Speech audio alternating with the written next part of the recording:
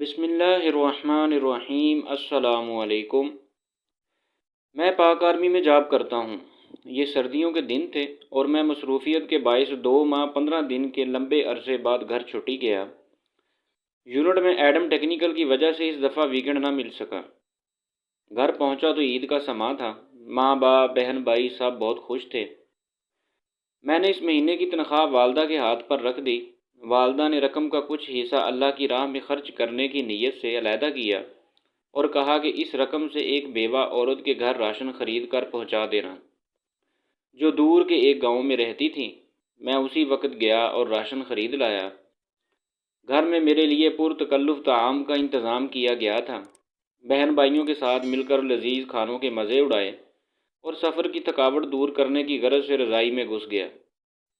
آنکھیں نیند سے بوجھل ہو رہی تھیں کہ اچانک اس بیوہ عورت اور اس کے یتیم بچوں کا خیال آیا۔ ارادہ کیا کہ ابھی جاؤں اور سامان پہنچا آؤں۔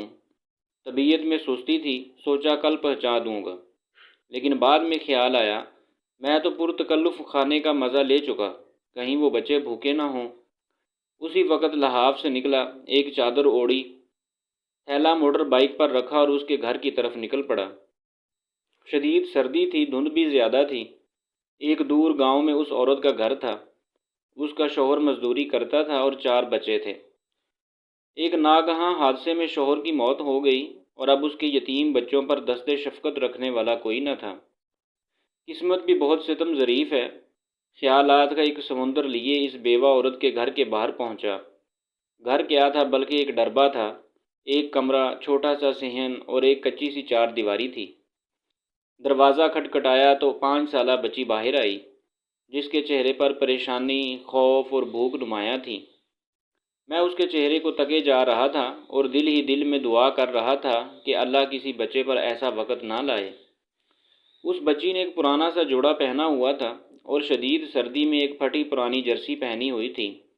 پاؤں ننگے تھے، وہ بھی اس سردی میں کہ پیروں کو جما کے رکھ دے۔ میں نے کچھ کہے سنے بغیر راشن والا تھیلا زمین پر رکھا۔ تھیلے کو دیکھتے ہی وہ بولی، کیا اس میں کھانے کا سامان ہے؟ یہ سننا تھا کہ میں حیران ہو گیا۔ ایک بار پھر اس نے یہی سوال دہرایا۔ میں نے مثبت انداز میں سر ہلایا۔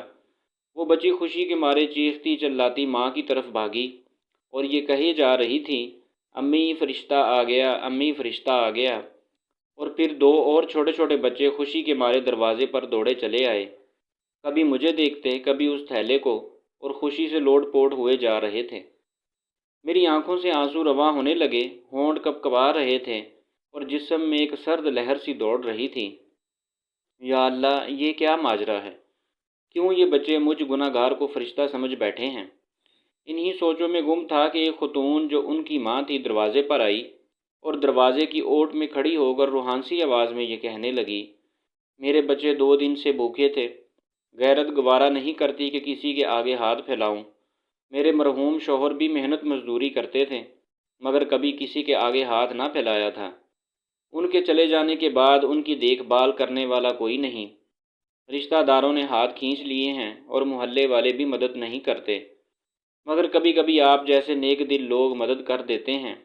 میں 2 دن سے بچوں کو یہ کہہ کر بہلا رہی تھی کہ ایک فرشتہ آئے گا اور ہمارے لیے کھانا لے آئے گا، اسی لیے یہ آپ کو فرشتہ سمجھ بیٹھے ہیں۔ اس عورت نے اللہ کے حضور شکرانے کے چند کلمات ادا کیے، مجھے ڈھیر ساری دعائیں دیں اور شکریہ ادا کیا۔ میں وہاں سے واپس ہو لیا۔ آنسو رکنے کا نام نہیں لے رہے تھے۔